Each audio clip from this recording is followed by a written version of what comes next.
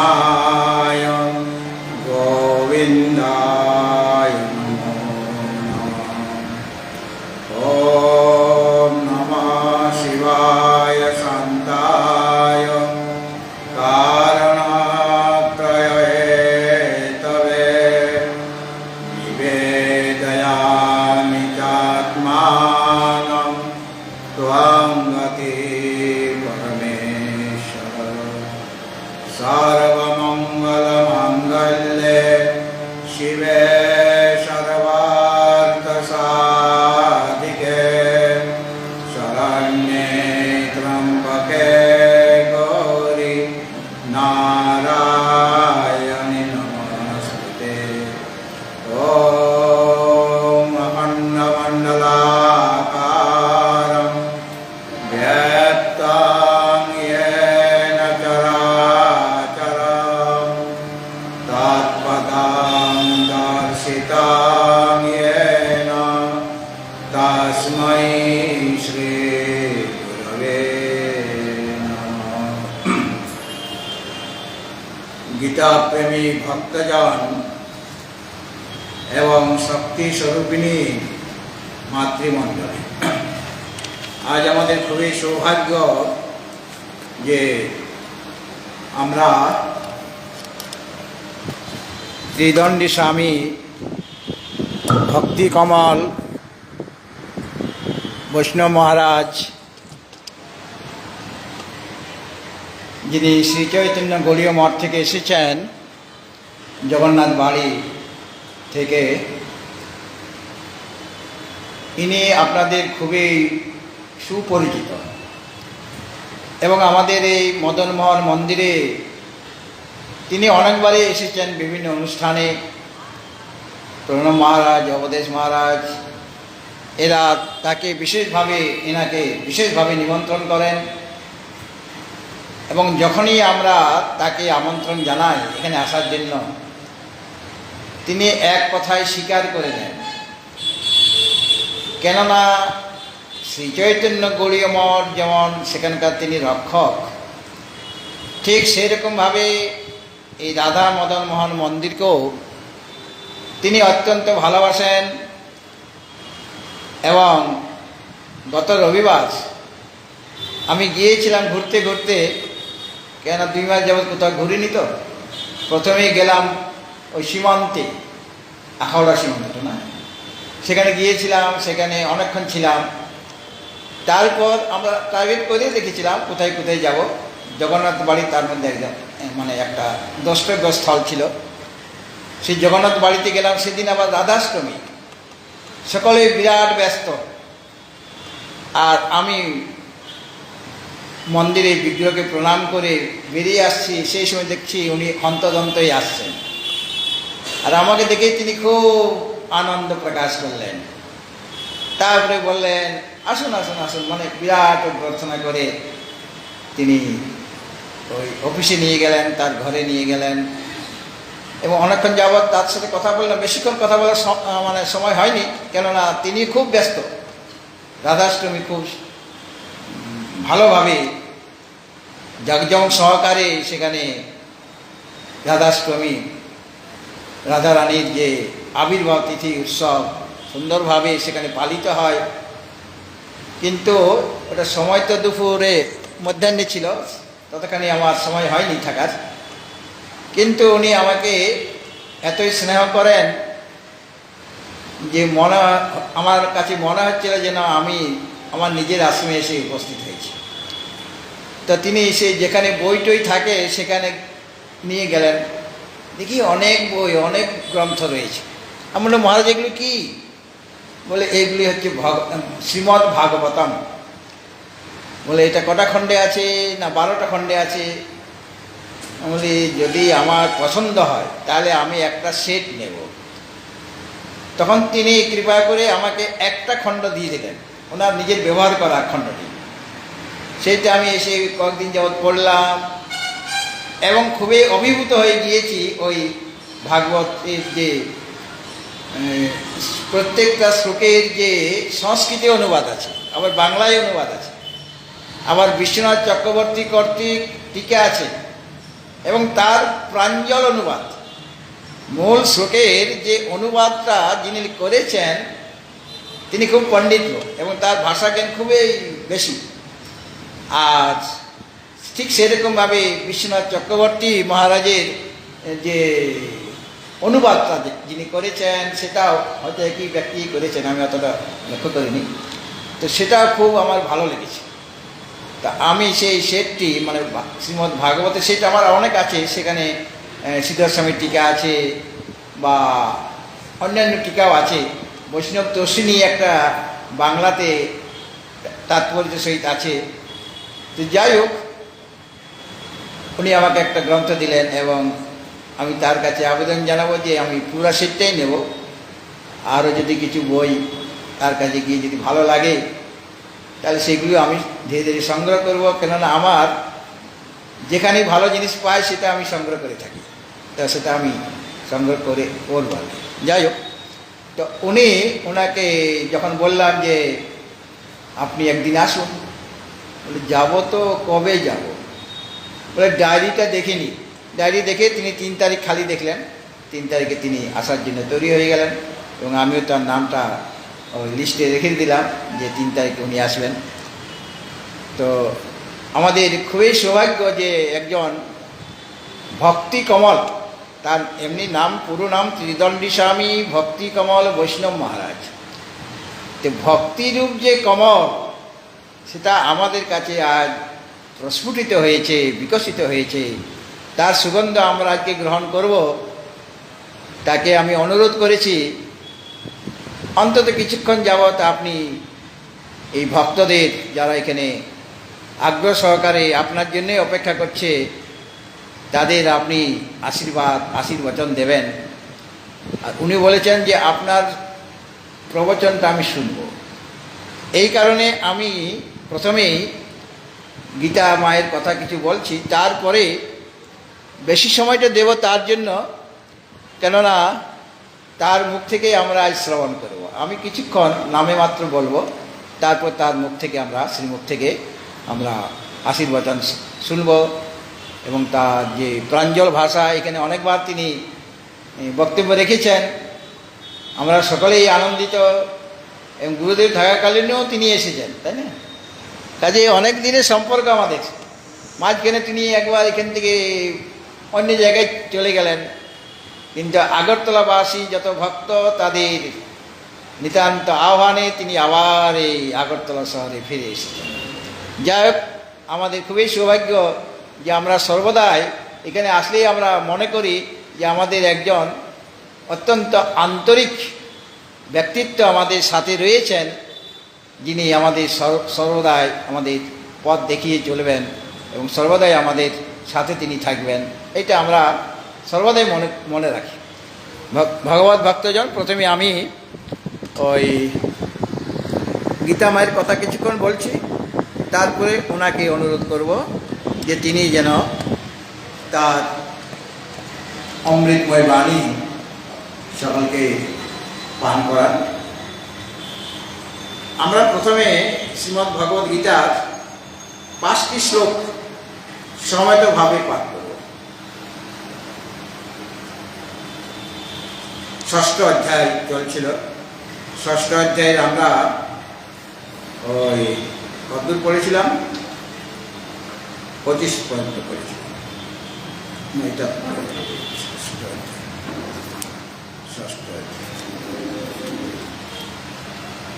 30 অবধি পড়েছিলাম গতকাল।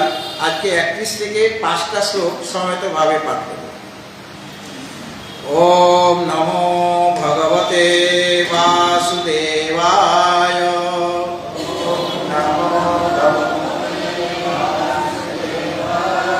অথ শ্রীমদ্ ভগবদ গীতা প্রারভ্যতে।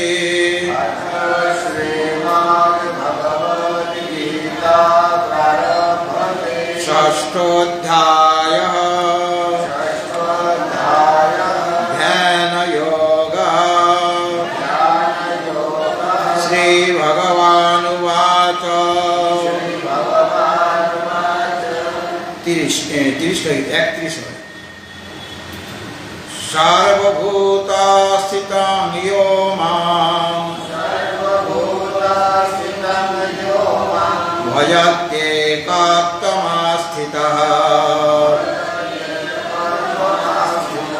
सर्वथा वर्तमानोऽपि स योगी मयि वर्तते।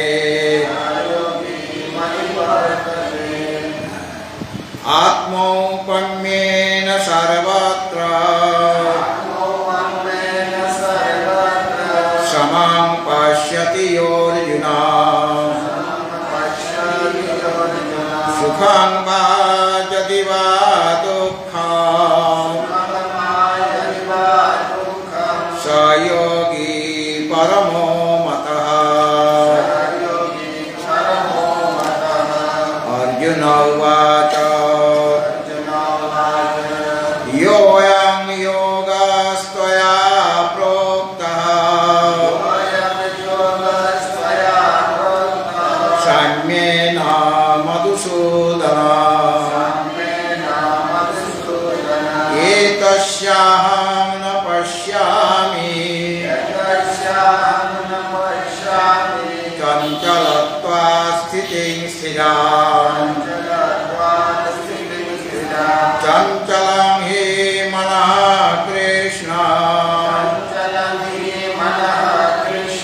प्रमाथि बलवद्दृढम् तस्याहं निग्रहं मन्ये वायोरिव सुदुष्करम्। श्रीभगवानुवाच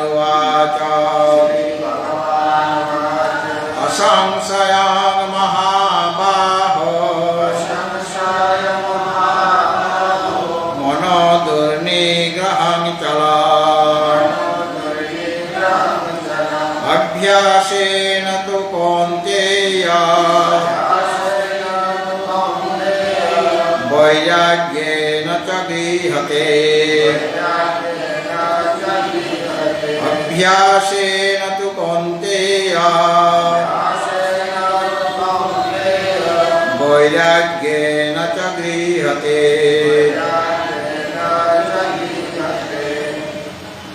গতকাল আমাদের আলোচনা হয়েছিল এই ষষ্ঠ অধ্যায়ের 19 নম্বর শ্লোক অবধি। এই 18 থেকে 28 এই কয়েকটা শ্লোকে ধ্যান এবং সমাধির কথা বলা হয়েছে এই ষষ্ঠ অধ্যায়। এই ষষ্ঠ অধ্যায়ের নামটাই হলো ধ্যান যোগ। আবার অনেকে এই অধ্যায়ের নাম আত্মসংযম যোগ বলেন, মানে আত্মসংযম। আত্মসংযম মানে শরীরের সংযম, ইন্দ্রিয়ের সংযম, মনের সংযম। কেন এইগুলি না হলে আমরা জ্ঞান লাভ করতে পারি না। শ্রদ্ধাবান লভতে জ্ঞানম তৎপরঃ সংযতে ইন্দ্রিয়ঃ জ্ঞানং লব্ধ্বা পরাং শান্তিম অচিরেণাধিগচ্ছতি। চতুর্থ অধ্যায় বলা হয় যিনি জ্ঞান লাভ করতে চান তার মধ্যে শ্রদ্ধা থাকতে হবে। শ্রদ্ধাবান লভতে জ্ঞান। আর তৎপর মানে সেই জ্ঞান লাভ করার জন্য লেগে থাকতে হবে, এটা তৎপরতা, লেগে থাকা। আর সংযতে ইন্দ্রিয়, ইন্দ্রিয় সংযম চাই। ইন্দ্রিয় সংযম না হলে, ইন্দ্রিয় সংযম মানে বহিরিন্দ্রিয় সংযম, অন্তরিন্দ্রিয় সংযম, অর্থাৎ বিষয় থেকে মন এবং বহিরিন্দ্রিয়গুলিকে সরিয়ে এনে ভগবতমুখী করতে হবে, তবে গিয়ে ইন্দ্রিয়ের সংযম হলো। ইন্দ্রিয় সংযত না হলে আমরা সেই জ্ঞান ধারণা করতে পারবো না, অনুভব করতে পারবো না। তার আগে অবশ্য বলা হয়েছিল যে এই জ্ঞান লাভ করতে গেলে সদ্গুরুর কাছে যেতে হবে। তদ্বিদ্ধি প্রণিপাতেন পরিপ্রশ্নেন সেবয়া উপদেশন্তি তে জ্ঞানম জ্ঞানিনস্তত্ত্বদর্শিনঃ। তত্ত্বদর্শী জ্ঞানী গুরু, গুরুর বিশেষণটা কি বলা হলো? তিনি তত্ত্বদর্শী হবেন। সুইচ অফ গুরু যিনি হবেন তিনি তত্ত্বদর্শী হবেন এবং জ্ঞানী হবেন। জ্ঞানী মানে ক্ষত্রিয়, শাস্ত্র তার জ্ঞান থাকবে। আর তত্ত্বজ্ঞানী ব্রহ্মনিষ্ঠ, অর্থাৎ জ্ঞানী না তত্ত্বদর্শী, তত্ত্বদর্শী মানে তিনি ব্রহ্মনিষ্ঠ হবেন, অর্থাৎ ব্রহ্মে তার স্থিতি আছে আর তার শাস্ত্রীয় জ্ঞানও আছে। শাস্ত্রীয় জ্ঞান না থাকলে ব্রহ্মে স্থিতিও লাভ করা যায় না। আর উপদেশ দিতে গেলে শাস্ত্র জ্ঞান না হলে তিনি কিভাবে উপদেশ দেবেন? এই জন্য সদ্গুরু হচ্ছেন ক্ষত্রিয়ং ব্রহ্মনিষ্ঠম তদ বিজ্ঞানার্থম সগুরুমেব অভিগচ্ছেৎ সমিৎপাণি ক্ষত্রিয়ং ব্রহ্মনিষ্ঠ। যেটা উপনিষদে ক্ষত্রিয় ব্রহ্মনিষ্ঠ বলা হয়েছে, সেটা গীতাতে বলা হলো জ্ঞানিনস তত্ত্বদর্শিন, জিনিসটাই কি। সুতরাং ওখানে তাকে প্রণাম জানাতে হবে, তার সেবা করতে হবে, তার কাছে পরিপ্রশ্ন করতে হবে যে আমি কোথা থেকে এলাম, কোথায় যাব, আমার উদ্দেশ্য কি, কিভাবে আমি সংসারে আবদ্ধ হয়ে গেলাম, কিভাবে সংসার সাগর থেকে আমার উদ্ধার হবে, আমি কিভাবে নিজ স্বরূপকে লাভ করতে পারবো, শ্রী ভগবানকে লাভ করতে পারবো। এইভাবে গুরুর কাছে নিবেদন করতে হবে, আবেদন জানাতে হবে। আর গুরু কৃপা না হলে তো তিনি দেবেন না কিছু। কাজে তিনি দেখবেন তিনি বিনয়ী কিনা, সেবাভাব আছে কিনা, অহংকার আছে কিনা, মাথা নত করতে জানে কিনা। মাথা নত না করতে জানলে বুঝতে তার অহংকার আছে, অহংকার থাকলে এই জ্ঞান টিকবে না।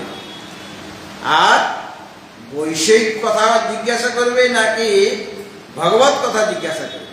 যদি বৈষয়িক কথা জিজ্ঞাসা করা হয় তাহলে গুরু ভাববেন যে এটা মন্দ শিষ্য, শিষ্য বটে মন্দ ভক্ত, উপযুক্ত ভক্ত নয়, উপযুক্ত শিষ্য নয়।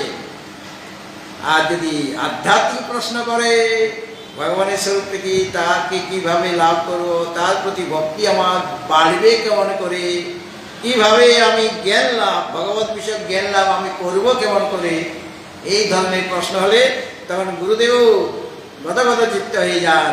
সেই শিষ্যকে দেখে তার মনে খুব আনন্দ হবে। আর যখন গুরুদেব দেখেন এর মধ্যে শ্রদ্ধা আছে আর জ্ঞানে তৎপর হয়ে থাকতে পারবে, ইন্দ্রিয় সংযত আছে, তখন তিনি তাকে প্রাণ ভরে ভগবত জ্ঞানের উপদেশ অমৃত পান করাতে থাকেন। তো এটা করতে গেলে গুরুদেবের যে উপদেশ সেটা ধারণ করতে গেলে তোমাকে তো নিজেকেও তৈরি হতে হবে, তোমাকে ধ্যানে মগ্ন হয়ে যেতে হবে। অর্থাৎ তোমার মনকে শ্রী ভগবানের লগ্ন করাটা অভ্যাসটা রাখতে হবে। কীরকমভাবে মনটা কীরকম আমার তখন হবে, এটা গুরুদেবই শিখাবেন, ধ্যান শিখাবেন তিনি। কেননা যোগ দর্শনে যে 8টা অঙ্গ আছে তার মধ্যে প্রথমেই হলো ইয়ম, তারপরে নিয়ম, তারপরে আসন, তারপরে প্রাণায়াম, প্রত্যাহার, ধারণা, ধ্যান আর সমাধি। মানে আরম্ভ হলো ইয়ম থেকে আর শেষ হবে কোথায়? সমাধি। সমাধিতে শেষ হয়ে যাবে, মানে ওইটাই সমাধি। মানে সেখানে তুমি তোমার চিত্তবৃত্তিকে নিরোধ করে দেবে, অর্থাৎ চিত্তকে ভগবানে লগ্ন করে দিতে হবে। মচ্চিত্তা মদ্গত প্রাণা বোধয়ন্ত পরস্পরম কথয়ন্তস্য মাং নিত্যম তুষ্যন্তি চ রমন্তি চ। এইরকম অবস্থা তোমার হতে হবে। ভগবানের জন্যই তোমার প্রাণ ধারণ, ভগবদ্গত তোমার চিত্ত। আর কথা যখন বলবে ভগবানের কথা ছাড়া অন্য কথা তোমার মুখ দিয়ে আসবে না। সংসারের কথা, বিষয়ের কথা সে বলতেই পারবে না, তখন সে বোবা হয়ে যাবে, তখন সে কথা বলবে না, চুপ হয়ে যাবে। আর যখন ভগবত প্রসঙ্গ আসবে তখন তার মুখ থেকে খই ফুটবে, মানে নিরন্তর তিনি ভগবানের গুণগান, তার লীলা কথা বলতে আরম্ভ করে দেবেন। হ্যাঁ, তা এইরকম ভক্তকেই আর গুরু ও শিষ্যকে এইরকম ভগবান শ্রী ভগবানের কথাই শোনাবেন। আর এইরকম ব্যক্তিত্ব, এইরকম সাধককে ভগবান দদামি বুদ্ধি যোগম তং ये नमा উপয়ান্তি, তাকে আমি বুদ্ধিযোগ প্রদান করি, তাকে আমি জ্ঞানের উপদেশ দিই। যে জ্ঞান লাভ করে সে আমার স্বরূপকে যথাযথভাবে অনুভব করতে পারবে, আমার স্বরূপতা সে লাভ করবে।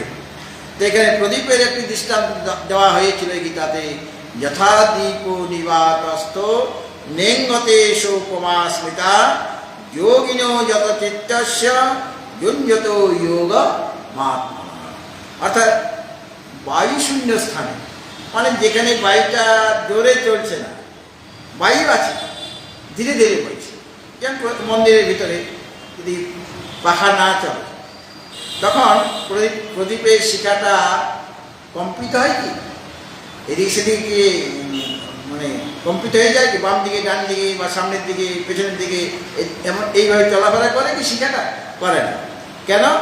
সেখানে বায়ুটাকে কম্পিত করছে না দ্বীপের শিখাটিকে, প্রদীপের শিখাটি। কিন্তু বায়ু যদি চলতে থাকে তখন শিখাটা কাঁপতে থাকবে এবং কাঁপতে কাঁপতে একসময় নিভেই যাবে।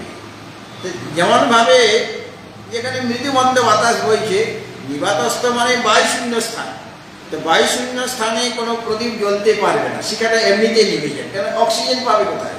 ওই শিখাটার জন্য তার অক্সিজেনের প্রয়োজন। আমরা যেমন অক্সিজেন নিই, একটা প্রদীপও কিন্তু অক্সিজেন নিচ্ছে বেঁচে থাকার জন্য। শিখাটা ঠিকভাবে রাখার যাতে থাকে তার জন্য সে অক্সিজেন নিচ্ছে আর কার্বন ডাইঅক্সাইড ছেড়ে দিচ্ছে। সুতরাং বায়ুশূন্য স্থানে মানে মৃদুমন্দ বাতাস যেখানে আছে সেটা বুঝে নিতে, সেখানে প্রদীপের শিখা যেমন কাঁপে না, একদম স্থির থাকে, ঠিক সেরকমভাবে ওই যে যোগীর আত্মন তার যে মন, তার যে অন্তঃকরণটি বা মন, সেই মনের ওই যোগ যুঞ্জত, সেই যোগ যারা অভ্যাস করছেন, যোগিন যতচিত্তস্য, সেই যোগীর সংযত চিত্ত যোগীর ওই চিত্তের সংযত চিত্তের ওইটা হলো উপমা, ওই প্রদীপের শিখাটা। প্রদীপের শিখা যেমন একদম স্থির হয়ে আছে, সেরকমভাবে যোগীর যে সংযত চিত্তটি সেটা শ্রী ভগবানের স্থির হয়ে থাকবে, কাঁপবে না, মানে সেখান থেকে আর যাবে না। মনটা এক জায়গায় বেশিক্ষণ থাকতে পারে না, এটা হলো মনের স্বভাব। জলের স্বভাব যেমন নিচের দিকে ধাবিত হওয়া, সেরকম মনের স্বভাব হলো বিচরণ করা, এক জায়গায় নয়। কখনো শব্দের দিকে যাচ্ছে, কখনো স্পর্শের দিকে, কখনো রূপের দিকে, কখনো রসের দিকে, কখনো গন্ধের দিকে। কত বিষয় রয়েছে, ভোগ্য বিষয় অনেক রয়েছে আমাদের কাছে। সেই বিষয়গুলিকে যতদিন আমি সত্য বলে মনে করব, যতদিন আমরা মনে করব সেই বিষয় থেকে আনন্দ পাওয়া যায়, ততদিন মন ওই বিষয় থেকে বিষয়ান্তরে ঘোরাঘুরি করবে, অস্থির হয়ে যাবে। ওই বায়ু যেখানে বায়ু জোরে বইছে, সেখানে প্রদীপের শিখা যেমন চারদিকে কাঁপতে থাকে, সেরকমভাবে মনটাও অস্থির হয়ে যাবে, এক জায়গায় স্থির হয়ে থাকতে পারছে না। কারণ বিশেষ স্বভাবেই হচ্ছে যে সে তাকে মানে মনের স্বভাব হচ্ছে বিষয় থেকে বিষয়ান্তরে বারবার যাওয়া, একটা বিষয়ে সে স্থির হয়ে থাকতে পারছে না। কিন্তু একটা জায়গা আছে যেখানে গেলে মন স্থির হয়ে যাবে।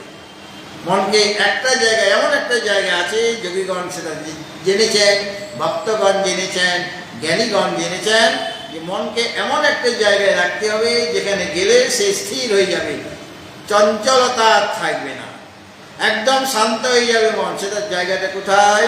সেই জায়গাটা হলো সেই শ্রী ভগবান, তার চরণ কমলে বা তার স্বরূপে যদি মনটা আমি লগ্ন করে দিই, তাহলে পর সংযত চিত্ত যে যোগী, সেই যোগীর ওই সংযত চিত্তের এটা হলো উপমা। প্রদীপের শিখার সাথে ওই যোগীর চিত্তের উপমা দেওয়া হলো। অর্থাৎ শিখাটা যেমন স্থির হয়ে থাকে, সেরকম চিত্তটা ওখানে স্থির হয়ে যাবে, সেখান থেকে নড়ার নাম নেই। কেন? সেখানে যে আনন্দটা পাচ্ছে, সেই আনন্দটা এই মন কোনো বিষয় থেকে লাভ করতে পারেনি। এটা ভাগবত আনন্দ তিনি পান করছেন। গোপীগণ কি পান করতেন? গোভী মানে ইন্দ্রিয়ই ভক্তি রসং পিবতি, সা গোপ আর ইয়া সা গোপী। যারা ইন্দ্রিয় সকলে, গো মানে ইন্দ্রিয় হয়, গো মানে যারা গরু হয়, গরুকে যারা পালন করেন তাদেরকে গোপ বা গোপাল বলা হয়। আবার ইন্দ্রিয় দ্বারা 11টা ইন্দ্রিয় দ্বারা, 10টা বহিরিন্দ্রিয়, একটা অন্তরিন্দ্রিয়, এই 11টা ইন্দ্রিয়ের দ্বারা যারা ভক্তিরস, ভগবত ভক্তিরস পান করেন, তারা গোপ বা গোপী। তারা সর্বদাই ভগবানের ভক্তিরস পান করছেন, এই জন্য তাদের মনটা স্থির হয়ে আছে। এবং তারা ভগবানকে লাভ করেছিলেন, তারা আপন করে ভগবানকে পেয়েছেন।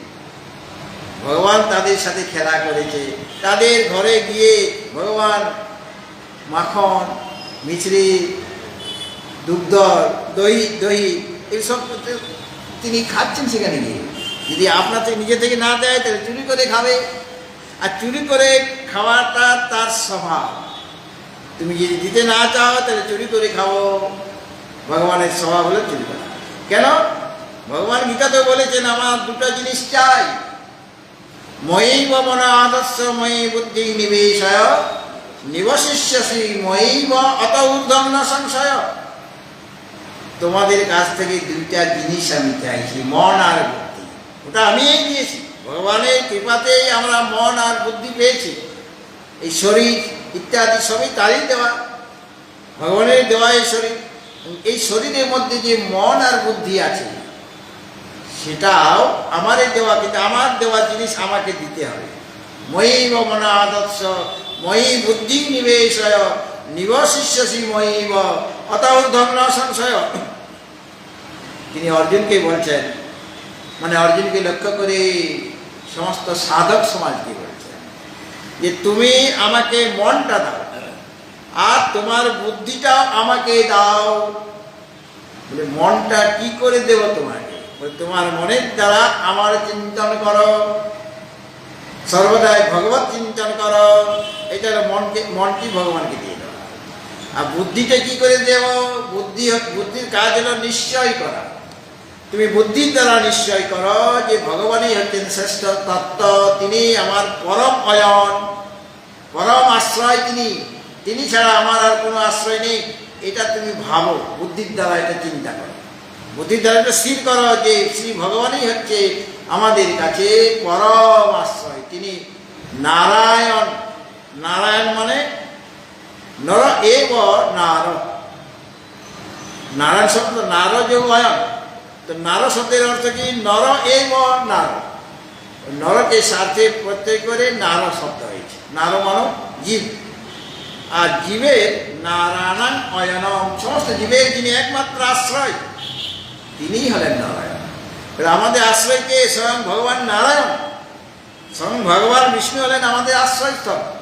সে তুমি বৈষ্ণব হও, তুমি অদ্বৈতবাদী হও, তুমি শাক্ত হও, তুমি শৈব হও, বা তুমি যদি মাতৃভক্ত হও, সকলের কিন্তু আদি স্থল, আদি আশ্রয় কি? স্বয়ং ভগবান নারায়ণ। কাজেই এই নারায়ণ তিনি তোমার পরম আশ্রয়। এটা বুদ্ধির দ্বারা নিশ্চয় করো, আর মনের দ্বারা কেবল ভগবত চিন্তন করো, আত্মচিন্তন করো। আর তুমি যদি দেখবে আমাকে না দিতে চাও, আমি তোমার কল্যাণ কামনা করি, এই জন্য তোমার ঘর থেকে আমি চুরি করব এইগুলি, মন বুদ্ধি চুরি করে নেব। তিনি যে দধি চুরি করছেন, তিনি যে মাখন চুরি করছেন, এগুলি আর অন্য কিছু নয়, এইগুলি তাদের মন আর বুদ্ধিকে হরণ করে নিচ্ছেন। অর্থাৎ তুমি যদি স্বাভাবিকভাবে আমাকে না দাও তাহলে তোমার মন বুদ্ধি আমি নিয়ে নেব। অর্থাৎ তোমাকে বাধ্য করা হবে ভগবানের মনের দ্বারা চিন্তন করা। ভগবান যাকে খুব বেশি ভালোবাসেন তাদের ঘরে ওই দধি আর মাখন চুরি হবে, যাদের তিনি ভালোবাসেন তাদের ঘরে যাবেনই না চুরি করতে। কাজে তিনি মন আর বুদ্ধি চাইছেন। দধি মাখন মানে মন আর বুদ্ধির প্রতীক ওটা, এবং ভগবান বলছেন ওটা আমাকে দিতে হবে। অনেক জায়গায় বলেছেন তেষামহং সমুদ্ধর্তা মৃত্যু সংসার সাগরাত ভবামিন চিরাত পার্থ ময়ি আবেশিত চেতসা। সেখানে বলা হয়েছে ময়ি আবেশিত চেতসা, আমাতে মানে শ্রী ভগবানের যা চিত্ত নিবিষ্ট হয়েছে তাদেরকেই আমি সংসার সাগর থেকে উদ্ধার করি। সকলকে আমি উদ্ধার করবো না, কিন্তু যার মনটা আমাতে নিবিষ্ট হয়ে গিয়েছে, যার বুদ্ধিটা আমাতে এসে গেছে, আমাতে নিবিষ্ট, সেরকম ভক্তদের আমি অতি শীঘ্র এই সংসার সাগর থেকে উদ্ধার করে দিই। ভগবান কতখানি কৃপালু, তার যদি কৃপা আমরা একবার লাভ করতে পারি, আমরা প্রসাদ গ্রহণ করি কিনা? মন্দিরে প্রসাদ পাওয়া যায় তো, কার প্রসাদ? ভগবানের প্রসাদ। একটা ছোট্ট কাহিনী বলছি যে একজন অদ্বৈতবাদী বেদান্তি সন্ন্যাসী, তিনি গেছেন একজন বৈষ্ণব মঠে গিয়েছেন। গিয়ে তার তো খুব অসুবিধা হচ্ছে, এখানে ওনারা চা খান না, আর এনার তো চা খাওয়ার একটা অভ্যাস। তো ওখানকার যিনি মঠের রক্ষক ছিলেন তার সাথে তার খুব পরিচয়। বলে, মহারাজ চা পাওয়া যাবে না, এখানে চা পাওয়া যাবে না, আমার তো চা খাওয়ার অভ্যাস। বলে, না আমরা চা পাই না। চা পাই না? আমি তো বাজারে গিয়েছিলাম, কত চায়ের দোকান আছে, আপনি চা পান না, এটা কি পাবেন? দেন টাকা, আমি এখন চা কিনে এনে দিচ্ছি, চা বানিয়ে দেন। বলে, না মহারাজ আমরা চা পাই না। কি চা পাই না বলছেন, ব্যাপারটি কি বলুন তো মহারাজ? বলে, চা ভগবানকে ভোগে লাগানো হয় না, আর ভোগে না লাগানো হলে চায়ের প্রসাদটা আমরা পাবো কোথায়? আমরা তো এমনিতে চা খাবো না। যদি ভগবানকে চা ভোগ দেওয়া হয় তাহলে ভোগ লাগাবার পরে ওটা প্রসাদ রূপে পাবো আমরা, তখন আমরা চা পাবো। তার আগে তো আমরা চা পাচ্ছি না। আর এখানে নিয়ম নাই যে ভগবানকে চায়ে ভোগ লাগাতে হবে, কাজে আমরা চা কোথায় পাবো? মানে ভগবানের প্রসাদ ছাড়া তার অন্য কিছুই খাবেন না।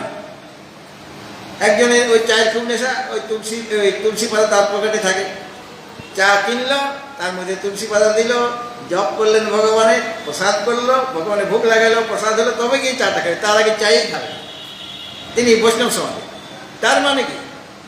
ভগবানের প্রসাদ আমাদের পেতে হবে। প্রসাদ অস্তু প্রসন্নতা, তবে গিয়ে আমার মনটা প্রসন্ন হয়ে যাবে। আর যদি নিজের জন্য আমরা রান্না করি, ভগবানের ভোগ লাগছে না, সেটা পাপ ভোজন হয়ে যাবে। তুমি প্রসাদ গ্রহণ করতে পারছো না, প্রসাদ ছাড়া অন্য কিছু ভক্ষণ করবে না। প্রসাদ আবার ভক্ষণ করা যায় না, প্রসাদ গ্রহণ করতে হয়। কাজে আমরা কোনোদিন খাই না মহারাজ। কি করে? আমরা প্রসাদ গ্রহণ করি, সকালে একবার প্রসাদ, বাল্যভোগ প্রসাদ, তারপরে মধ্যাহ্ন প্রসাদ ভগবানের, আর সন্ধ্যায় বৈকালিক যে ভোগ লাগানো হবে সেই প্রসাদ আমরা গ্রহণ করব। প্রসাদ ছাড়া আমরা অন্য কিছু গ্রহণ করি না। তো এই মনোভাবটা আমাদের রাখতে হবে। ভগবানের প্রসাদ চাই। প্রসাদ মানে তিনি কৃপা করছেন আমাদের।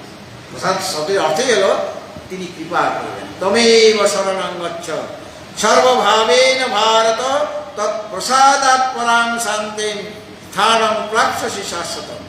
যিনি সকলের অন্তরে রয়েছেন, অন্তর্যামী রূপে, এবং সকলকে যিনি নিয়ন্ত্রণ করছেন, সেই পরমেশ্বর, তারই তুমি আশ্রয় গ্রহণ করো। তমেব শরণং গচ্ছ, তিনি সকলের হৃদয়ের মধ্যে নিবাস করছেন অন্তর্যামী রূপে, তার তুমি আশ্রয় গ্রহণ করো।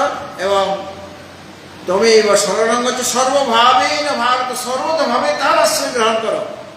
সুখে দুঃখে বিপদে আপদে সর্বদাই একমাত্র তিনি আশ্রয়, আর অন্য কোনো আশ্রয় নেই আমার। এইরকম ভাবনা রাখতে হবে। তবে গিয়ে তৎপ্রসাদ, আর তিনি প্রসাদ দেবেন, মানে তিনি কৃপা করেন। প্রসাদ গ্রহণ করায় মানে তুমি ভগবানের কৃপা পেয়ে গেলে, ওটা তুমি মস্তকে ধারণ করো, কৃপা লাভ করলে।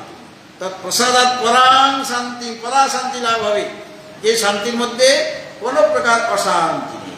তৎপ্রসাদাৎ পরাং শান্তি আর স্থানং প্রাপ্স্যসি শাশ্বতম, ভগবানের কৃপা হলে তুমি পরম পদও লাভ করতে পারবে। সুতরাং আশ্রয় আমার কে? আসল আশ্রয় কে? তিনিই আমার আশ্রয়। ভাগবতে কুন্তী দেবীর একটা কৃষ্ণ স্তুতি আছে, সেখানে প্রথম অধ্যায়ে আছে, প্রথম স্কন্ধে। সেখানে কুন্তী দেবী বলছেন এক জায়গায়, ওই কৃষ্ণ স্তুতি করতে গিয়ে, যে বিপদ সন্তুতা সৎসৎ তত্র তত্র জগদ্গুরু ভবত দর্শনং যৎসৎ অপুনর্ভব দর্শনম। কুন্তী দেবীকে বর দিতে চেয়েছেন ভগবান, আর কুন্তী দেবী বর চাইছেন ভগবানের কাছে এটা।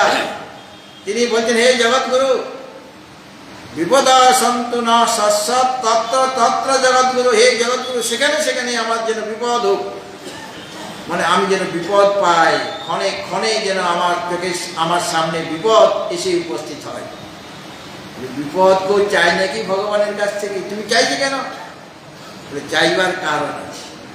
বিপদে পড়লে আমি ব্যাকুল হয়ে তোমাকে ডাকবো, আকুল হয়ে ডাকবো, আর তুমি আমার এই আকুল প্রার্থনা শুনতে পাবে, আর শ্রবণ করে তুমি ছুটে আসবে আমার কাছে, আপনার দর্শন হয়ে যাবে। ভবত দর্শনং যৎসাৎ, আপনার দর্শন হয়ে যাবে। বিপদ থেকে, বিপদে পড়লেই যখন আমি তোমাকে ডাকবো ব্যাকুল হয়ে আন্তরিকতা সহকারে, তখন তুমি আর কোথাও স্থির হয়ে থাকতে পারবে না। ভক্তের বিপদকে দূর করার জন্য তুমি ছুটে আসবে, আর তোমার দর্শন হয়ে যাবে।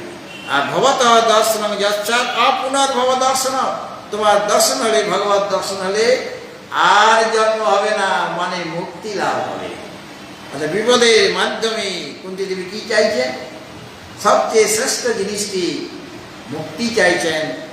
ভগবত দর্শনের মাধ্যমে তিনি মুক্তি পদ লাভ করতে চাইছেন ভগবত ভক্তজন।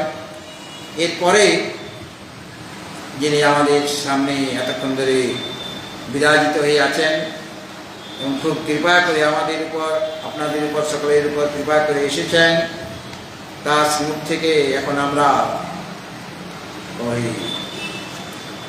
তার অমৃতময় বাণী শ্রবণ করব। ওম সাক্ষাৎ পরিত্যাগ সমস্ত শাস্ত্রৈ রুক্ত তথা ভাবতে বসদেবী, কিন্তু প্রভুর প্রিয় তস্য বন্দে গুরু শ্রী চরণারবিন্দম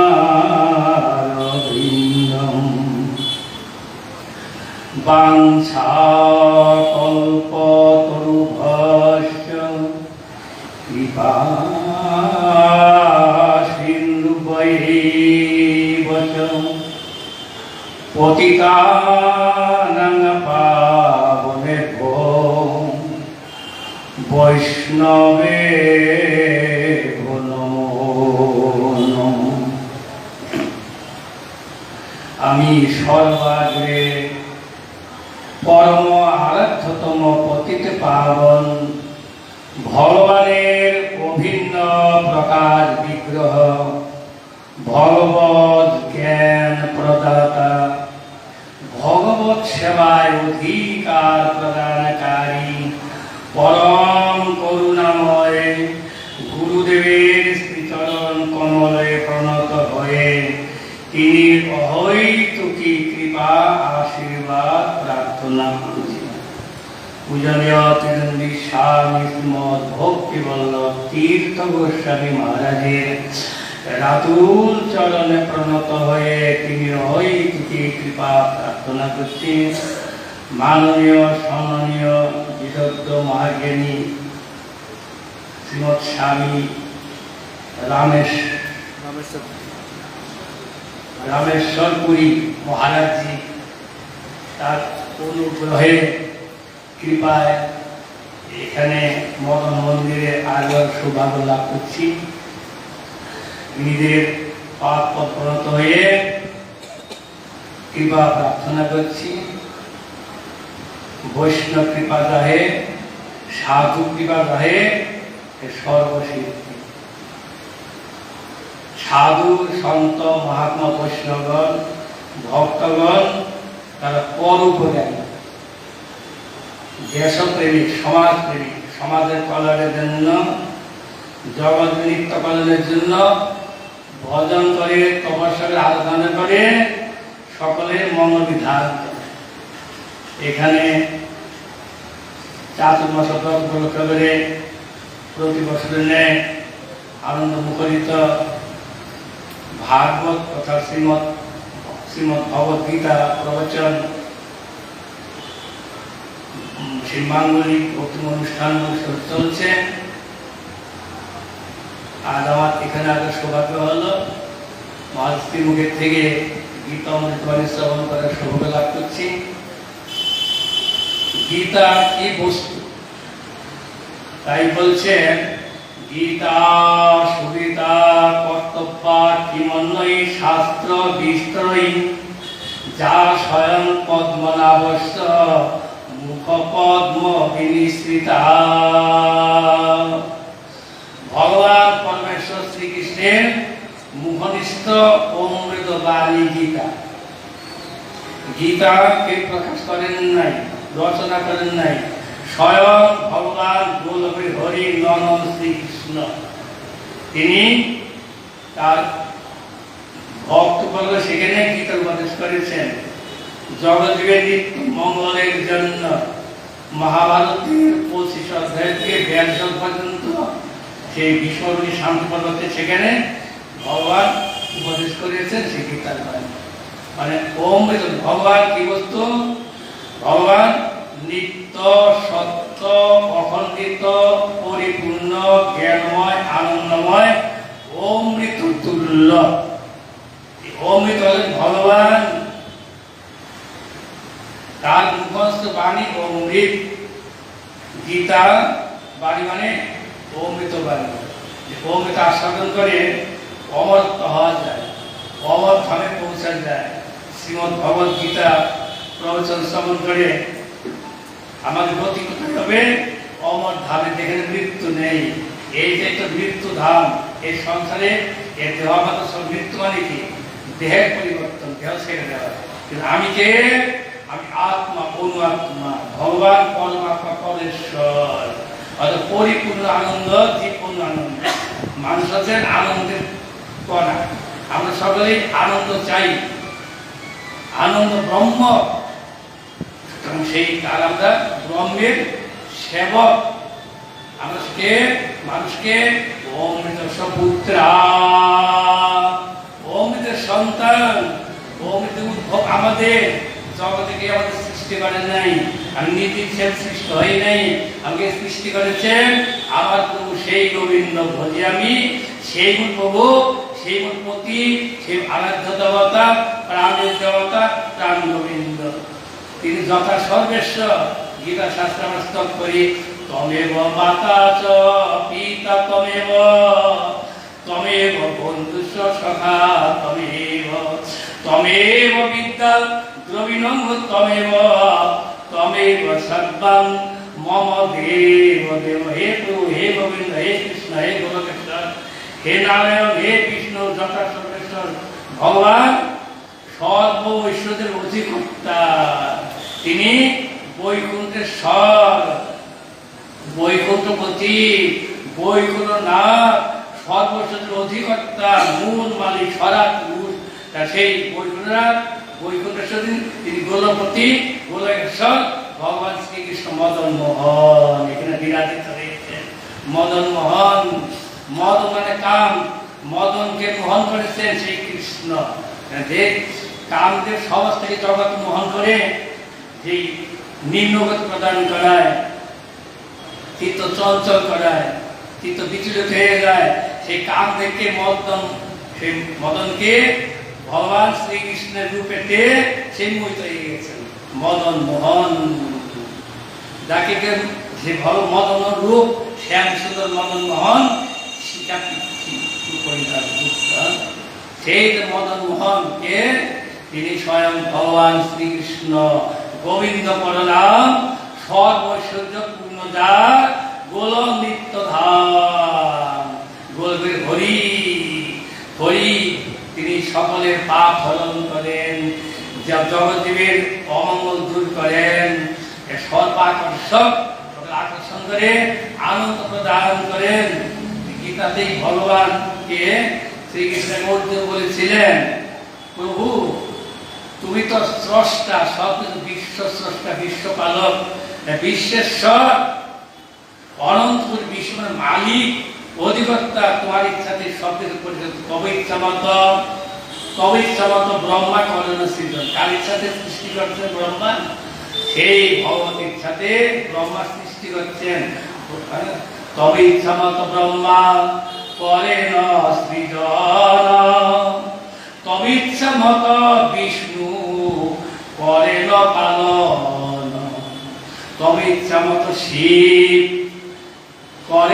সংহার অবিচ্ছা মত মায়া সৃজে কারাগার মায়া কারাগার সৃষ্টি করছে মায়া মানে অন্ধকার অর্থাৎ ভগবান ভুলে থাকলেই কি হয় অন্ধকার জীবন আলো নেই জ্ঞানের অভাব সেই আমাদের জ্ঞান অর্জন কি করে করবো এই গীতার জ্ঞান অর্জন করতে হবে সাধু মুখ বিগলিত গীতা বাণী শ্রবণ করে আমরা জীবনটাকে আলোকিত কি করে করবো মায়া মানে অন্ধকার হ্যাঁ ভগবান বলতে সূর্য সম কৃষ্ণ সূর্য সম মা হয় অন্ধকার যাহা কৃষ্ণ তাহা নাই মায়ার অধিকার দেখুন সূর্য রয়েছে সেই অন্ধকার নেই এখন সূর্য অন্যত্র রয়েছে অন্ধকার লাইটে শুধু দিতে হবে লাইটের কোনো প্রভাব থাকবে না সুতরাং যেখানে ভগবান সেই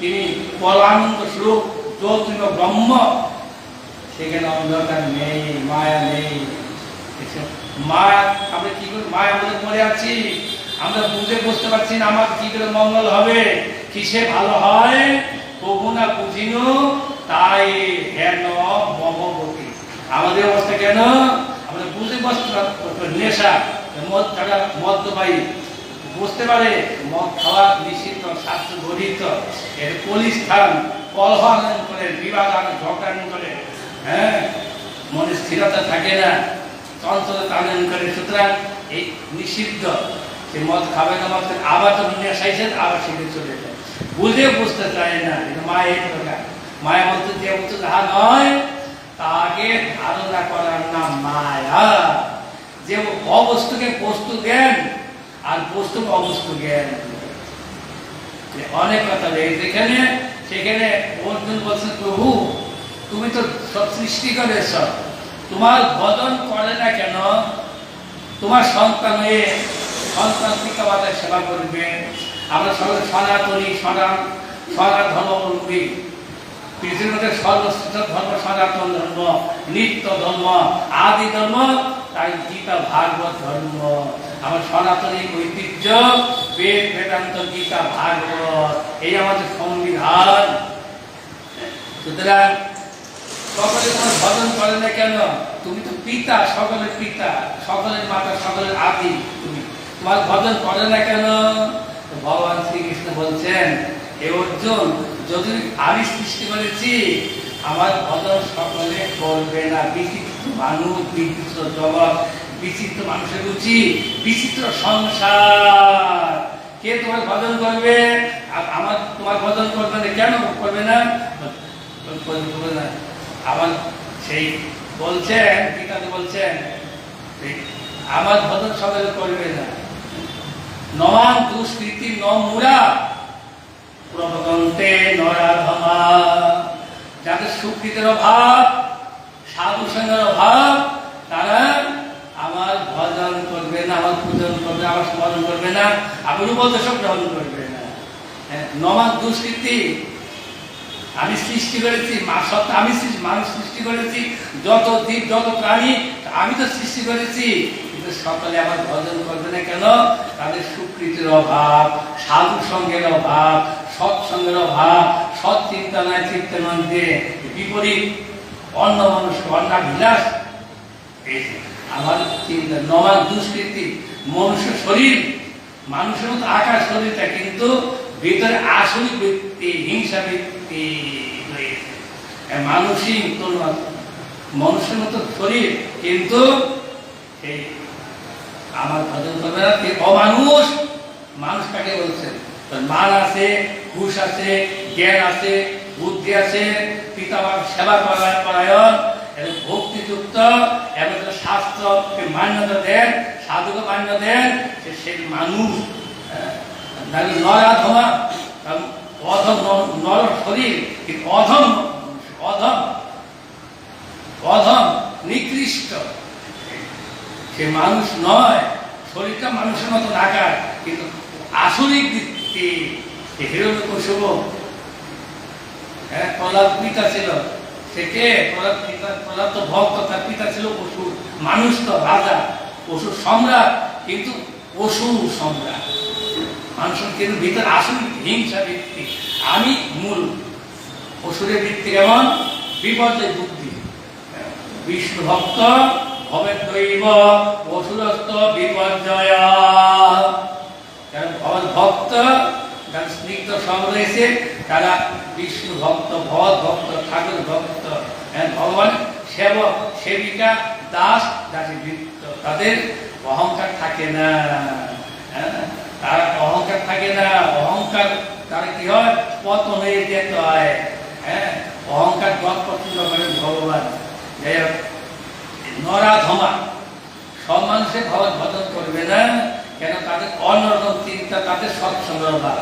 সৎসঙ্গ বিনা বিবেক না হয়ে, সৎসঙ্গ নাই, সাধুর সঙ্গ নাই, ধর্মচর্চা নাই, বিবেক কুবুদ্ধি, সংসার কুমতি, এমন দুর্মতি সংসার ভিতরে পড়িয়া আছি নয়ামি। কুবুদ্ধি সংসার, কুবুদ্ধি। সুবুদ্ধি কোথায়? যারা ভজন করেন, তপস্যা করেন, আরাধনা করেন, সাধু সেবা রয়েছে, সাধু ভাজা রয়েছে, সৎ চিন্তা, সৎ উদ্দেশ্য, সেই বুদ্ধিমান। তাকে বুদ্ধিমান, সেই সে বুদ্ধিমান, সে চতুর। কে চতুর? বুদ্ধিমান কে? যেই হবে সেই বল। যিনি ভজন করবেন, পূজন করবেন, আরাধনা করবেন, তপস্যা করবেন, প্রপন্ন হবেন, স্মরণ গ্রহণ করবেন, সমন্বিত হবেন, তিনি সুবুদ্ধিমান। যার অহংকার রয়েছে কুবুদ্ধি, কুবুদ্ধি সংসার। এই সংসারে আমরা রয়েছি। আমরা চাই কি? আমরা কি চাই জীবনে? আমরা মঙ্গল চাই, শান্তি চাই, সুখ চাই। আমরা সকলে মঙ্গল কামী, মঙ্গল প্রাপ্তি। মঙ্গল কোথায় রয়েছে? যদি সুমঙ্গল চাও, শান্তি চাও, আনন্দ চাও, রাধা কৃষ্ণ গুণ গাও। গৃহে থাকো আর বনে থাকো, ইতে তর্ক অকারণ। তর্ক পিছনে তাহলে ভগবান পাওয়া যায় না। আপনি তর্ক করছেন, আপনি বড় তর্কে আপনি পরাস্ত করে দিবে। মহারাজের কথা শুনতো। মহাজন কি বলছেন? মহাজনকে, এই যে মহাজন আমাদের রয়েছেন একজন, স্বামী রামেশ্বর পুরী মহারাজ, একজন মহাজন। মহৎ মানে ধনী ব্যক্তি, মহৎ মহাজন। মহাজন মানে মালিক। মহাজন কোন রাজ্যের? ভক্তি রাজ্যের মালিক। সে ভক্তি বিনা মুক্তি নহে। ভক্তি মানব জীবনের সর্বশ্রেষ্ঠ সম্পদ।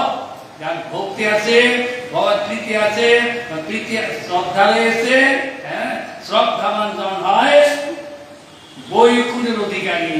শ্রদ্ধাবান জন হয় ভক্তির অধিকারী। সেই শ্রদ্ধাবান লবতে জ্ঞান, শ্রদ্ধাবান ব্যক্তি সে জ্ঞান সম্পদ লাভ করেন।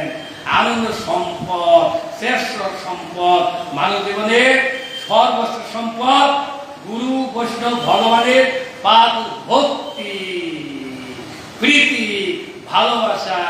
আর ভক্তি নাই, ভক্তি নাই, অনেক সম্পদ রয়েছে, অটাল ঐশ্বর্যের মালিক।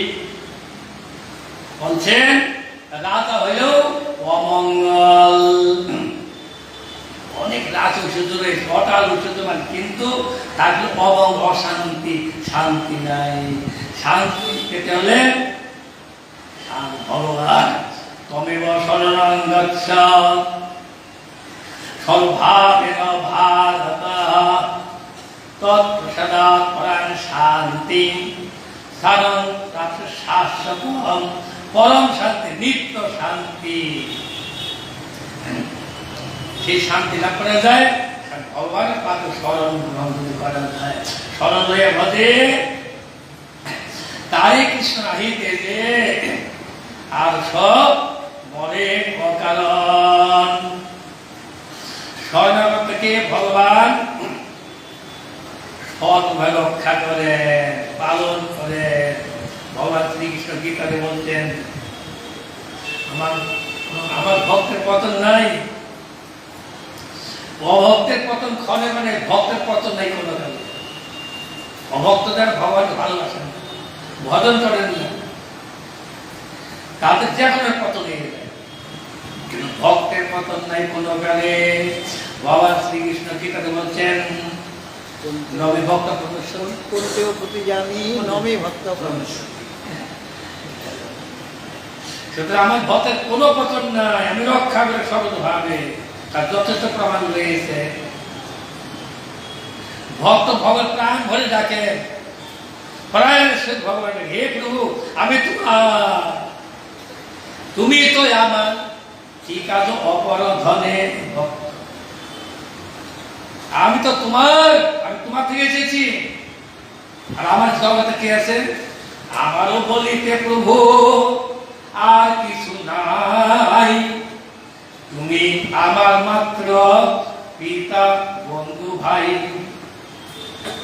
সকল ছাড়িয়া তোমার চরণ কমলে পড়িয়াছি আমি না তব পদ তলে, তব পাদ পদ্ম রক্ষিবে আমারে, আর রক্ষা কর্তা নাই এই তিন ভুবনে। রক্ষা কর্তা কে আছে?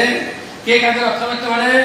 আমি নিজে নিজে রক্ষা করতে পারি না, আমার বিবেক দ্বারা বুদ্ধি দ্বারা ধনবল জনবল সম্পদ আমি রক্ষিত হতে পারি না। একমাত্র রক্ষা একজন রয়েছে, এবং সেটা তার স্মরণ গ্রহণ করা।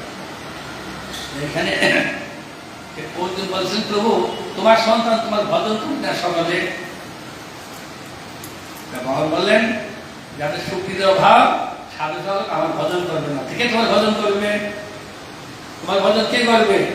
বলছেন, চতুর্বিধা ভজন্তে মান জনা সুকৃতির অর্জুন, হে অর্জুন, 4 প্রকার সুকৃতি সম্পন্ন ব্যক্তি আমার ভজন করেন, আমার পূজন করেন, আমার স্মরণ করেন, আমার স্মরণ গ্রহণ করে, আমার আশ্রয় গ্রহণ করে, সব আমার ভজন করবে না।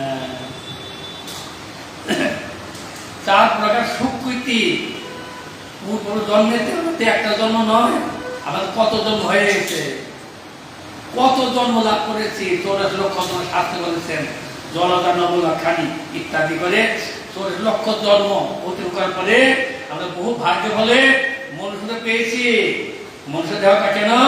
ভজন করবার জন্য, তপস্যা করবার জন্য, আরাধনা করবার জন্য, উপাসনা করবার জন্য, জীবনের সমস্ত দুঃখ দূর করার জন্য, অভাব পূরণ করার জন্য। আমাদের অভাব কি? শান্তির অভাব, সুখের অভাব, আর সবকিছু আছে জগতে, সবকিছু রয়েছে, একটার অভাব রয়েছে, সুখ শান্তি আনন্দ পাবো, সমৃদ্ধি রয়েছে অনেক, এই সম্পদ অলিক মায়া, নিত্য সম্পদ রয়েছে, ভক্তির সম্পদ। অভাব পূরণ কি করে হবে? মানে বলছেন, 4 ব্যক্তি আমার ভজন করে, কে কে? আত্ম জিজ্ঞাসা, অর্থাৎ জ্ঞান ভজন, আত্মীয় করে। যাদের সুখীদের অভাব, তারা আত্মীয় বিপদে বলে ভগবান ডাকবে না, বিপদ বলে গেল বিপদ ডাকবে না। যারা ভক্তগণ বিপদে বিপদ মধুসূদন, আপদ বিপদে সর্বদা মধুসূদন ভগবানের স্মরণ করেন, গুরুদেবের স্মরণ করেন, গুরু পাদপদের স্মরণ করেন। হ্যাঁ, আর যাদের সুখীদের অভাব, সাধু তারা গুরু বৈষ্ণব ভগবানের স্মরণ করবেন না, তারা বারবার জন্য পিতাকে ডাকবে, মাতাকে ডাকবে, বন্ধুকে ডাকবে, ভাইকে ডাকবে, সমাজকে দেশকে ডাকবে, থানায় দেবে, পুলিশের কাছে দেবে, আমাদের রক্ষা করবার জন্য। কিন্তু কেউ তো রক্ষা করতে পারে না, ভগবান রক্ষা করেন।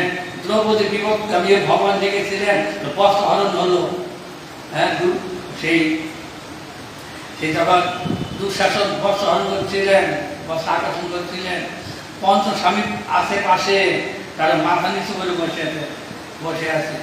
জানেন, আর পঞ্চস্বামী আমাদের রক্ষা করবে, দ্রৌপদী ভালো না। তো ওদিকে তাকে এসে তারা মাথা নিচু করে বসে আছে। তখন কাকে ডাকবে? হ্যাঁ, কে কাকে আশ্রয় নেবে? পঞ্চস্বামী আশ্রয় নেই, তথাপি তারা কিছু করতে পারছে না, লজ্জিত হয়ে যাচ্ছেন, পাশা হেরে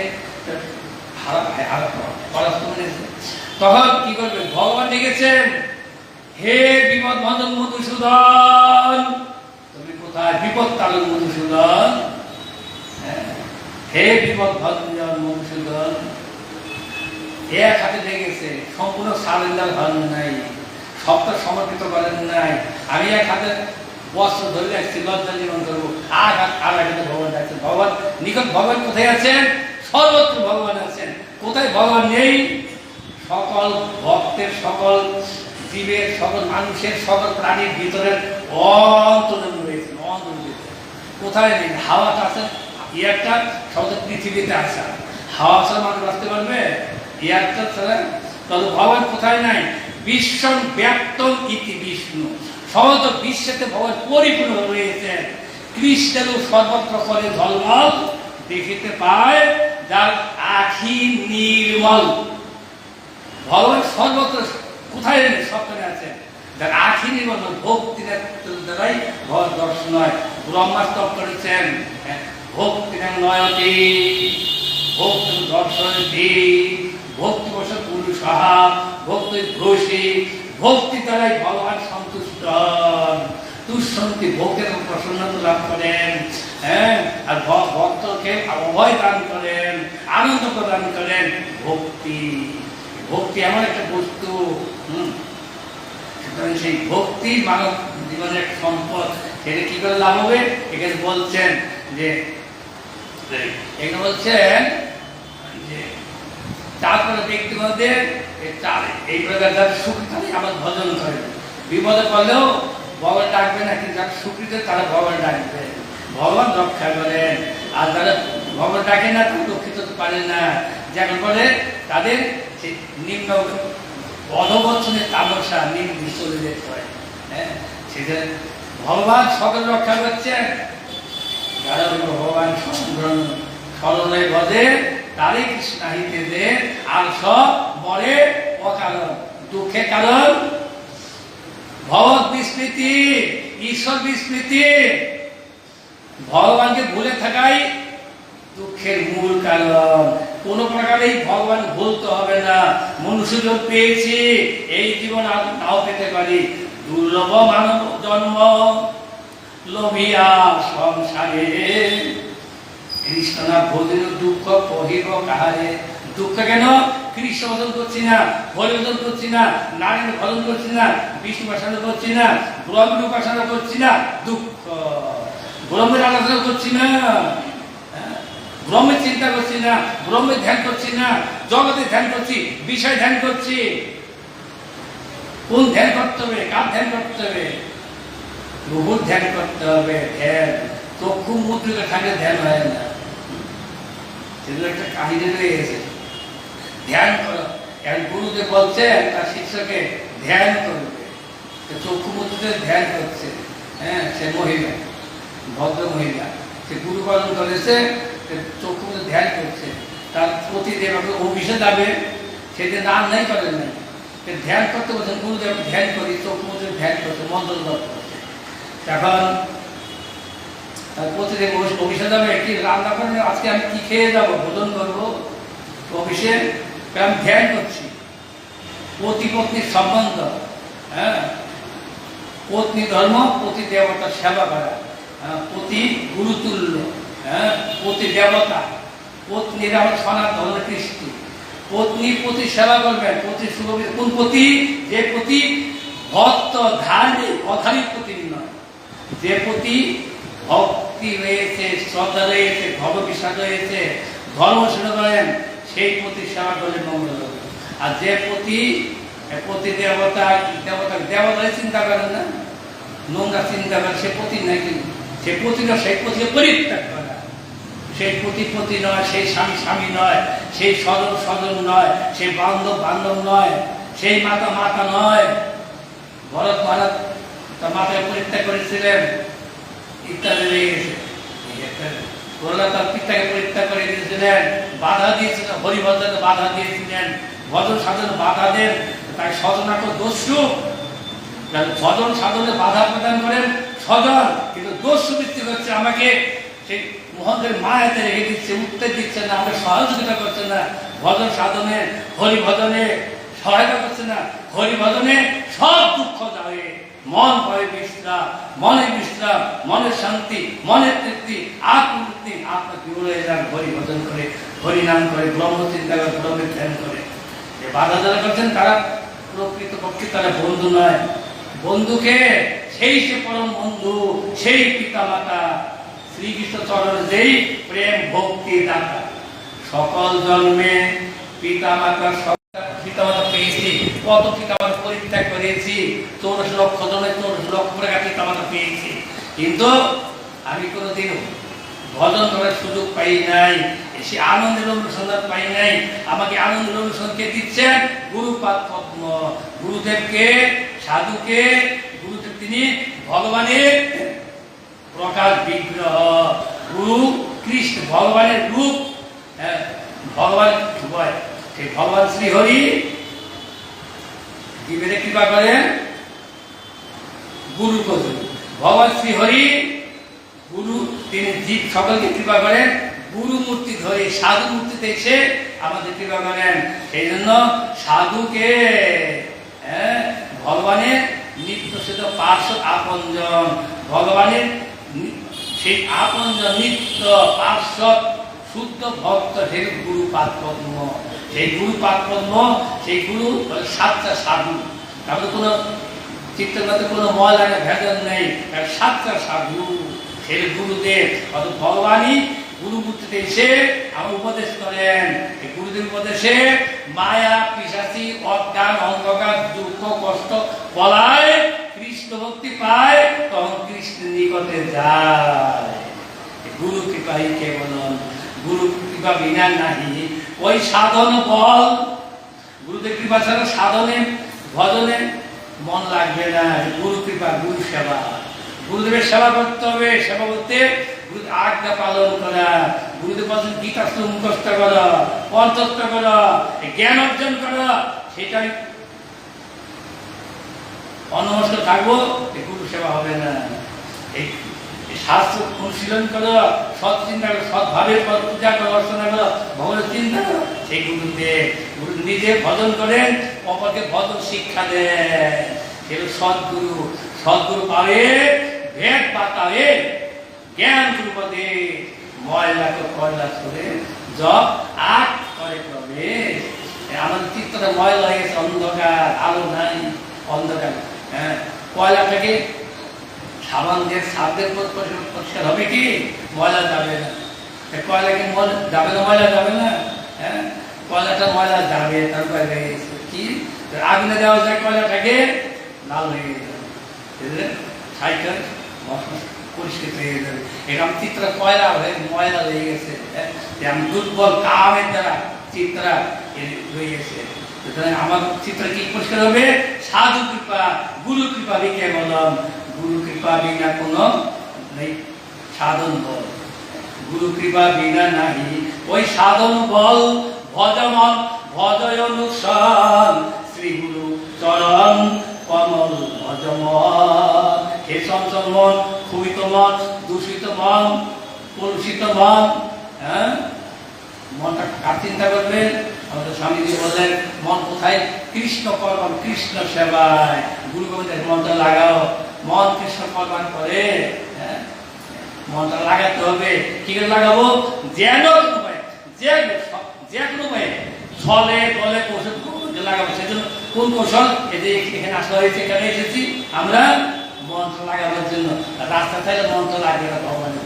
এটা সাধুর সঙ্গে আসলেই তখন মনটা ভগবান লাগা করব, আমাদের কৌশল সার্থক হবে। মনটা লাগা এটা হলো বিষয় থেকে মনটাকে প্রত্যাহার করে গুরু বৈষ্ণব ভগবানের সেবা লাগানো, তার চিন্তা করা, তার ভক্তা ধ্যান করা, এগুলো মনুষ্যের মনুষ্যত্ব, মানব জীবনের সার্থক। মনটাকে ভগবান লাগানো। তোর লক্ষ্য তো মনটা ভগবান লাগাতে পারি নাই, এখন সুযোগ পেয়েছি আমরা। এই সুযোগটা পরিত্যাগ করি, আর আমাদের গতি নাই, বাধার কোনো সম্ভাবনা নাই। যে তুর্ণ শীঘ্র, যত শীঘ্র পারো ভজ গোবিন্দের চলন। জীবনে ঠিক নাই, আজীবন শতে বসছে, আজকে হোক, 100 পরে হোক, শরীরটা পরিত্যাগ করতে হবে। যদি ভজন সাধন না হয়, তপস্যা না করতে পারি, গীতা কেন অর্জন না করতে, ভাগবত কেন অর্জন না করতে পারি, এই মূর্খ হয়ে থাকতে হবে, কষ্ট পেতে হবে, দুঃখ পেতে, দুঃখের কারণ এই ভগবান ভুলে থাকা। সে তাকে না ভুলবার জন্যই জ্ঞান অর্জন করা, ভজন করা। ভজন করো ভাই, ভজন করতে হবে। ভজন উপযোগী আমরা দেহটা পেয়েছি, এখন সুযোগ দিয়েছেন ভগবান। তারপরে ভজন করেন কি যে এটাকে চতুর্থ সুকৃতিবান ব্যক্তি আমার ভজন করবে, দুষ্কৃতি দুষ্কৃতি আমার ভজন করবে। আর বলছেন তারপরে কি কি আত্মিতে করে ভক্ত তাদের ভজন করে, জিজ্ঞাসু প্রশ্ন করে, অত ব্রহ্ম জিজ্ঞাসা প্রশ্ন করে। পরীক্ষিত মহারাজ ভাগবত শ্রবণ করে সিদ্ধি লাভ করেছেন, সর্বসিদ্ধি গোবিন্দ চরণ। প্রশ্ন করেছেন পরীক্ষিত মহারাজ সুখদেব গোস্বামী নিকটে। সুখদেবকে মহাজ্ঞানী, মহাযোগী, ভক্ত শ্রেষ্ঠ, যুগী শ্রেষ্ঠ, ভক্ত শ্রেষ্ঠ, বৈষ্ণব চূড়ামণি, তিনি সেই উপদেশ করেছেন। প্রশ্ন করে পরীক্ষিত মহারাজ ব্রহ্ম জিজ্ঞাসা, ব্রহ্ম কি বস্তু, ভগবান কাকে বলে, ভগবানকে আমি কি করে বুঝবো? হ্যাঁ, সেই প্রশ্নের উত্তর দিয়েছেন। প্রশ্নকে তিনি পেয়ে নিয়েছেন যে দেখে যাকে জানতে পারলে জানবার, বোঝবার, পাবার কিছুই বাকি থাকে না। পরিপূর্ণ প্রাপ্তি, পরিপূর্ণ সুখ, পরিপূর্ণ আনন্দ, অজস্র আনন্দ লাভ করা যায়। তাকে জানবার জন্য মনুষ্য জন্ম। এই জন্য সেই জ্ঞান লাভ করতে হবে, গীতা জ্ঞান, ভগবান জ্ঞান। আমার সময় হয়ে গেছে, সারা থেকে গিয়েছে। আমি আর কি বলবো, আমি কিন্তু বলতে পারি শ্রবণ করতে আসছি মহাজন নিকটে। মহাজন শ্রবণ করলে কি হবে, আমাদের জীবন সার্থক হয়ে যাবে। বালভূমিতে মনুষ্য জন্ম হইল যার জন্য সার্থক করি পর উপকার। আমরা ভজন করতে হবে, সাধু চরণ আশ্রয় করে সাধু কৃপা নিতে হবে, নিয়ে প্রসাদ অনুগ্রহের দ্বারা আমরা জীবনে পরম শান্তি লাভ করতে পারবো যদি আমরা সাধুর সঙ্গ করতে পারি। সাধুর সঙ্গই বলছেন সাধু সঙ্গ মুক্তির দরজা। সাধুর সঙ্গ বিনা সাধু আমরা কি করে মুক্তি লাভ করবো, শান্তি লাভ করবো? সাধুর সঙ্গে সব সঙ্গে আপনি কুম্ভী সুখ পেতে পূর্ব সঙ্গীতে। আমি এখানে বিরাম দিচ্ছি। ত্রিদণ্ডী স্বামী ভক্তিকমল বৈষ্ণব মহারাজ তিনি কৃপা করে আমাদের সামনে উপস্থিত হয়েছেন এবং সুন্দর তার হৃদয় থেকে যে কথাগুলি তিনি বলছেন, একদম হৃদয়ের অন্তঃস্থল থেকে তার প্রাণের কথাগুলি আপনাদের কাছে শুনিয়েছেন এবং তার বক্তব্য বিষয়ের মধ্যে দৃঢ়তা আছে। তিনি নিজে সেগুলি আচরণ করেন, ভগবত ভজনে তিনি মগ্ন হয়ে থাকেন। তার কাছে যে সমস্ত সাধু সন্তরা থাকেন তারাও একই রকমভাবে শ্রী ভগবানকে আশ্রয় করে তারা তাদের নিজের জীবনকে সার্থক করে তুলছেন। আমরাও আজকে তার হৃদয় থেকে নিঃসারিত যে তার অমৃতময় বাণী, সে বাণী শ্রবণ করার সুযোগ পেলাম। আমি আবার তাকে অনুরোধ করব, মাঝে মাঝে আমাদের যখনই অনুষ্ঠান হবে তখনই যেন তিনি আসেন এখানে, ভক্তদের তিনি অনুপ্রেরণা দেন, তাদের কল্যাণের জন্য। তো সন্তগণ তারা এই সংসারে ঘুরে বেড়াচ্ছেন কেবল ভক্তদের কল্যাণের জন্য। ভগবত ভক্তজন এখন আরতি হবে, গ্রন্থের আরতি হবে। সাধু সন্ন্যাসী যারা এসছেন, আপনি যদি এখানে একটু বসতেন, একটু বসুন এখানে, ঠিক আছে। ওনার সাথে একজন সেবকও এসছেন, এদিকে আসুন। এখন আরতিটা শুরু করা।